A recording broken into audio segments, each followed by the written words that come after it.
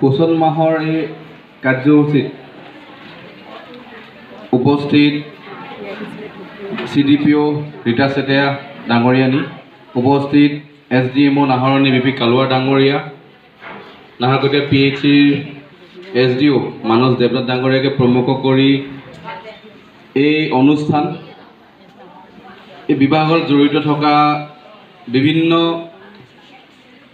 অঞ্চলৰ পৰা সকলো আই মাতৃসকল সকলোৱে মোৰ নমস্কাৰ। যোৱাকালি আজি বেক টু বেক দুদিন আপোনালোকৰ লগতে আছোঁ আৰু যোৱাকালি আমি কিছু শিশু বা বিশেষভাৱে সক্ষম ব্যক্তিৰ আমি কিছু বস্তু আগবঢ়াইছিলোঁ আৰু আজি আপোনালোকৰ মাজত এই পোষণ মাহৰ জড়িত আহিলোঁ, কাৰণ মোৰ এতিয়াও মনত আছে যোৱাবাৰ আগৰ বছৰ গৈছিলোঁ ইয়ালৈ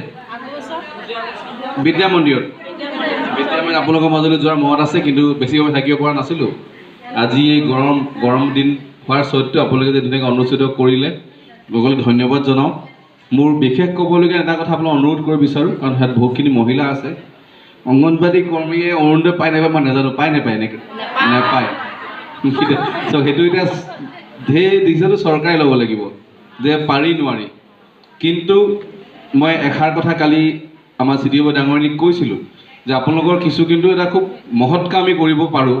বা আমি ৰাইজক কাম কৰিব পাৰোঁ। যে আমি যোৱাকালি নাহৰকটীয়া সমষ্টিৰ বহুতখিনি বিশেষভাৱে সক্ষম ল'ৰা ছোৱালী লগ পাইছিলোঁ, দেখিলেও কেতিয়াবা বেয়া লাগে। বা আজি এগৰাকী বাইদেউ মোৰ ঘৰলৈ আহিছিলে, বাইদেউ বেমাৰৰ নামটো মই নাজানো, কিন্তু আঙুলিকেইটা লগা 3টা আঙুলি মিলি এটা আঙুলি হৈ আছে বা 2টা আঙুলি এটা আঙুলি। আধাৰ কাৰ্ড ফিংগাৰপ্ৰিণ্ট দিব নোৱাৰে, ফিংগাৰপ্ৰিণ্ট দিব নোৱাৰাৰ কাৰণে ৰেচন কাৰ্ডত নাম কাট খাই গৈছে, আঁচনিবিলাকো নাপায়। আধাৰটো কম্পালচৰি হয়, আধাৰ আছে কিন্তু ফিংগাৰপ্ৰিণ্ট দিব নোৱাৰে, কাৰণ আঙুলিকেইটা ডাবল হৈ আছে আৰু বেমাৰটো আমি গম নাপাওঁ। এতিয়া ডিচিক গম পাই আমি কথা পাতি গম পালোঁ যে এতিয়া চৰকাৰে যিসকল ব্যক্তিয়ে ফিংগাৰপ্ৰিণ্ট দিব নোৱাৰে ৰেটিনা স্কেনৰ মেচিন আনিছে। ৰেটিনা স্কেন কৰিও বায়'মেট্ৰিক ল'ব পৰা যায়, তো লৈ কামখিনি আগুৱাব। এতিয়া আমি এনেকুৱা ব্যক্তিসকলক আমি এতিয়া এই যে অৰুণোদয় আঁচনিটো আহিছে,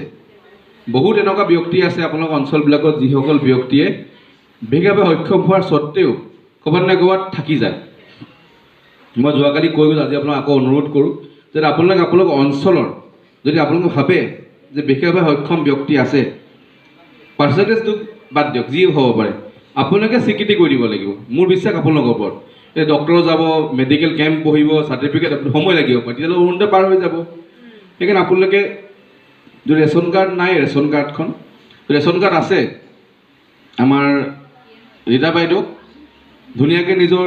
আপোনালোকৰ কেন্দ্ৰৰ নম্বৰ আছে বা স্থান আছে। মোৰ কেন্দ্ৰ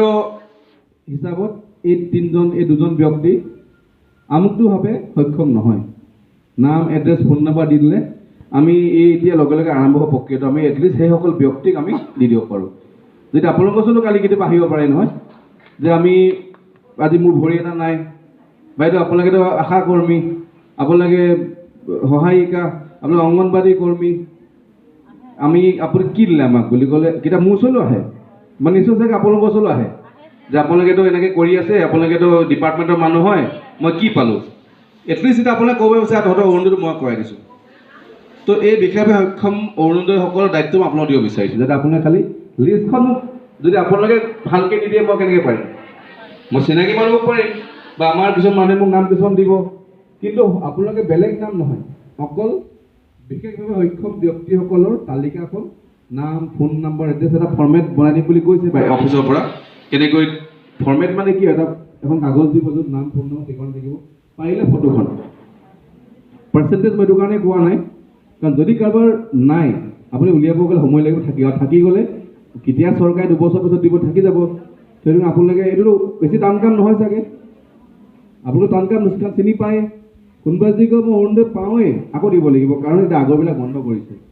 ৰেচন কাৰ্ড টেগ কৰিছে। সেইকাৰণে মই আজি পাওঁতে আপোনাক কথাষাৰ জনাই গ'লোঁ যাতে আপোনালোকে এইসকল ব্যক্তি সহায় কৰিলে ভগৱানে আমাক আশীৰ্বাদ দিব। আমাৰ পাবলগীয়া একো আপোনালোকে নিজে নাপায়, ময়ো অৰুণোদয় নাপাওঁ বা আমাৰ ঘৰত নাপায়, আপোনালোকেও নাপায়, কিন্তু আমি এটলিষ্ট এইখিনি এনেকুৱা মানুহ সমাজত আছে যিসকল মানুহে নিজে ক'ব নোৱাৰে, কৰিব নোৱাৰে, কৰি খাব নোৱাৰে। খালি এটা সমস্যা আছে, মাকে ভাবে যে মই মাকে পাই আছোঁ, পুতেকটোৱে বেলেগে পাব, ঘৰখন এটা ৰেচন কাৰ্ডত ঘৰখন এটা। আৰু সেইটো কাৰণে এতিয়া সেই অৰুণোদয়টো অকল সেই বিশেষভাৱে সক্ষম ব্যক্তিজনৰ কাৰণেহে পাব। যদি ফৰ্মখন বেলেগে ফিল আপ কৰি দিয়ে আকৌ আপোনাক সুধিবই আমি কি পালোঁ। সেইটো কাৰণে আপোনাক এতিয়াই যে তহঁতৰ অৰুণোদয়ৰ কাৰণে আমি ফৰ্মত ফিল আপ চৰকাৰে তহঁতৰ কাৰণে বিধায়ক ডাঙৰীয়াই চৰকাৰেতো মোক তেনেকৈ কোৱা নাই মই সেইটো নিজে ভাবিছোঁ যে আপোনালোকৰ লিষ্টবিলাক লওঁ যাতে মানুহখিনি সহায় কৰি দিওঁ মানুহখিনি আমাক আশীৰ্বাদ দিব হয় নাই এতিয়া চৰকাৰে আপোনালোক লাহে কামবোৰ ৰিলেক্স কৰি দিছে বহুতে কষ্ট হয় বহুতৰ দায়িত্ব চাগে এতিয়া আমাৰ এইটো BLO দায়িত্ববিলাক আপোনালোকৰ লাহেকৈ আঁতৰাইছে নেকি কষ্টটো কমাইছে নেকি এতিয়া আপোনালোকক BLO দায়িত্বৰ পৰা কামটো কমাই দিছে যাতে আপোনালোকে বাকী কাম বেছি ভালে কৰিব পাৰে কাৰণ আপোনালোকৰ গৰ্ভৱতী মহিলাৰ পৰা চোৱা বাচ্চা চোৱাৰ বহুত কাম থাকে তেওঁলোকৰ যদি ইলেকশ্যনটো গোটেই বছৰ হৈয়ে থাকেচোন আজি পঞ্চায়ত কালি টাউন কমিটি কালি সোণোৱাল কছাৰী কালি ঠেঙাল কছাৰী ইমান ইলেকশ্যন থাকিলে আপোনালোক বাকী কাম কৰিব নোৱাৰে সেইটো কাৰণে চৰকাৰে এতিয়া অংগনবাড়ীৰ লগত জড়িত থকা মহিলাসকলক BLO কামটোৰ পৰা অব্যাহতি দি বাকী যে নিজৰ কামটো ভালে কৰি থাকিব তাৰ ওপৰত গুৰুত্ব দিব কৈছে কাৰণ এই কামখিনি বহুত গুৰুত্বপূৰ্ণ কাম হয় সেইটো কাৰণে যদি এনেকুৱা অৰ্ডাৰটো আহে যিসকল মহিলাই BLO কাম কৰি আছিলে আপোনালোক BLO মোৰে BLO কিন্তু এতিয়া চাগে বেলেগ কামত দিব লাগিব এতিয়া বিচাৰি পায়ো নাপায় কাৰণ মই যিমান গম পাওঁ 60-70গৰাকীমান মহিলাই BLO কৰি আছে হয় নাই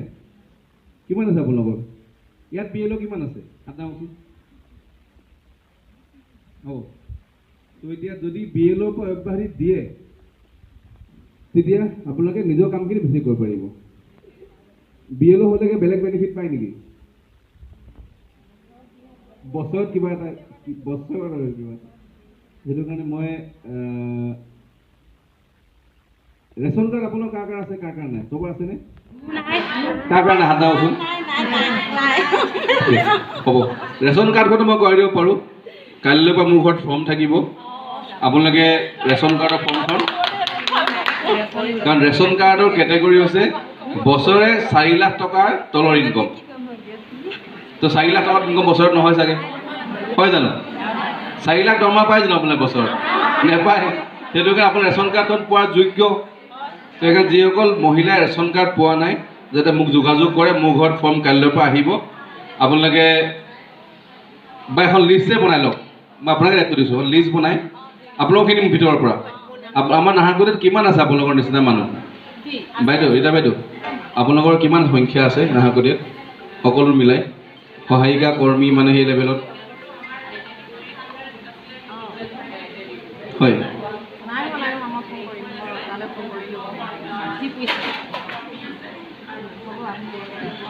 মানে 500 আৰু মিলাই মিলি 500ত কাৰ ৰেচন কাৰ্ড থাকিব পাৰে 50গৰাকী থাকিব পাৰে হয় নাই ইমানেই তো এই 40-50গৰাকী লিষ্ট এখন বনাই মোক দি দিব এড্ৰেছ লিখি নাম লিখি যাতে মই ফৰ্মবিলাক এতিয়া মোৰ ঘৰত আহি থাকিলে মই ঘৰতে থাকিব পাৰোঁ মিটিঙত থাকিব পাৰোঁ আপুনি আকৌ আহি বহি থাকি মোক লগ নাপাব তাতকৈ মোক এখন লিষ্ট দি দিয়ক আপোনালোকে আকৌ লিষ্টখন বেলেগ বেলেগ নিদিব মোৰ দিগদাৰ হ'ব এখনে লিষ্ট কোনোবা এগৰাকী দায়িত্ব লওক পাৰিনে এইটো কাম কৰিবলৈ ইয়াতে কোনোবা এগৰাকী দায়িত্ব লওক দায়িত্ব লৈ নাম এড্ৰেছ ফোন নাম্বাৰ সৈতে